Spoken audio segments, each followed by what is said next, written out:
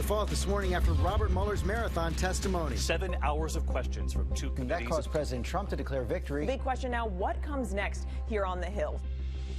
So the Mueller testimony is behind us. And the very next morning, little did we know that Donald Trump was on the phone with the Ukrainian leader doing what appeared to be what was really related to that central question of the Mueller report, seeming to invite foreign interference in a U.S. election. Ukraine seems an unlikely place as a battleground to imperil an American presidency, but that is exactly what happened in 2019. It was, in a very real sense, the day President Trump's impeachment began.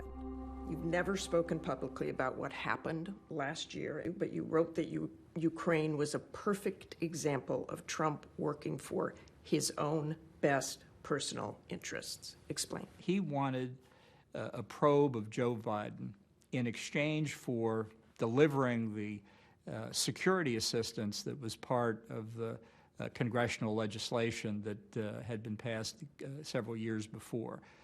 So that in his mind, he was bargaining to get the investigation using the resources of the federal government, which I found very disturbing.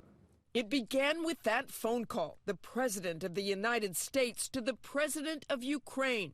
Compliments, goodwill, then a request, a favor. According to the transcript, the President says the following: I would like you to do us a favor, though, because our country has been through a lot and Ukraine knows a lot about it. I would like to have the Attorney General call you or your people, and I would like you to get to the bottom of it. There's a lot of talk about Biden's son, that Biden stopped the prosecution. A lot of people want to find out about that. The conversation that I had was absolutely perfect, and most people that have read it say the same thing. The linkage between the military assistance and that opportunity to go after Joe Biden didn't emerge immediately. But I could see that the issue was there. He said it to me directly, that that's what he had in mind. And I'll say again, I think it was widely understood at senior levels in the government that that's exactly what his objective was. Can you tell us who else understood that? I think Secretary Pompeo understood, the Pentagon understood, intelligence community understood, people in the White House understood. The president wasn't shy in voicing the view of the Ukraine, that's what he wanted. It turned out not to be a convictable, impeachable offense, but it's something the American people ought to take a look at, as they should the other examples. He focused on terms like China buying more agricultural products, which he said to Xi Jinping directly would help him in the farm states. A really, to me, stunning statement by a president to the leader of an adversarial foreign country. So you're saying that if the Democrats had looked at what you call a broader pattern of behavior, then there might have been a greater chance to persuade others that high crimes and misdemeanors had been perpetrated? I think the example of Ukraine could well amount to it. As for the others, they require more investigation. For Ukraine, almost $400 million in aid was frozen.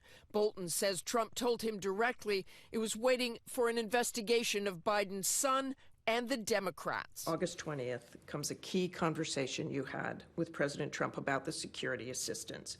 What exactly did the president say to you? Well, he directly linked the provision of that assistance with the investigation. The New York Times reported on that August conversation, and the president denied it, tweeting, I never told John Bolton that the aid to Ukraine was tied to investigations into Democrats, including the Bidens. Is the president lying? Yes, he is.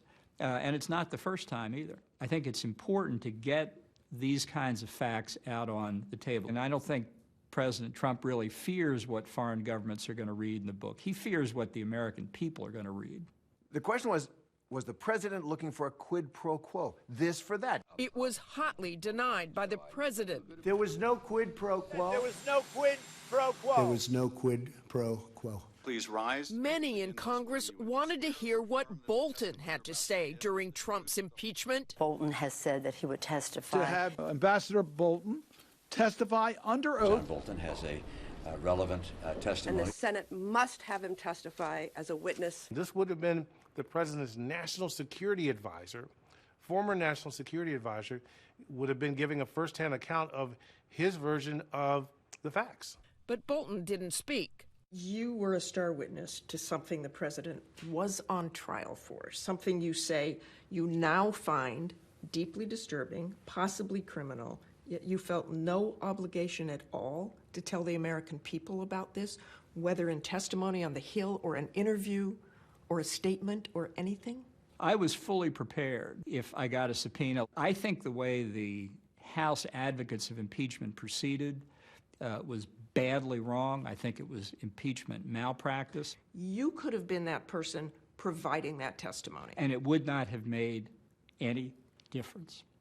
How can you say that? Because How do you know? Because minds were made up on Capitol Hill. But you're also saying, had they looked at, it was too narrow. They were just looking at Ukraine, and they should have looked at all these things that you're outlining in the book. If they didn't know about those things from you, how could they do that? Because an impeachment process that was serious and not partisan, like Watergate, would have taken the time to cover all these areas. They failed utterly to accomplish what they wanted. In fact, they made things worse because their strategy fitted with the Trump political strategy. Keep it narrow and move it fast. But now he is bringing it all out and getting paid for putting it in a book. You could have told these stories when you were in the White House or when the impeachment trial was going on, and you chose instead to do it in a book. Because I didn't think the Democrats had the wit or the political understanding or the reach to change what for them was an exercise in arousing their own base so that they could say, we impeached Donald Trump. The Democrats can pursue whatever policy they want. They don't dictate to me how best to bring this to the attention of the American people. But you can certainly understand why your critics say, why didn't he come forward before? Why is he making a profit on this now? You know, it has nothing to do with making a profit. It has everything to do with making sure that the constitutional responsibilities that are accorded to different branches of government are carried out the right way. In his impeachment trial, President Trump was acquitted. Bolton by then no longer worked for his administration. The House advocates said, we have proven Trump is impeached forever and that he'd learn a lesson from it. Absolutely 180 degrees the opposite of the truth. He didn't learn lessons from it other than that he could get away with it, which leaves only the last guardrail is the election this November. Hi, everyone. George Stephanopoulos here. Thanks for checking out the ABC News YouTube channel. If you'd like to get more videos, show highlights, and watch live event coverage, click on the right over here to subscribe to our channel. And don't forget to download the ABC News app for breaking news alerts. Thanks for watching.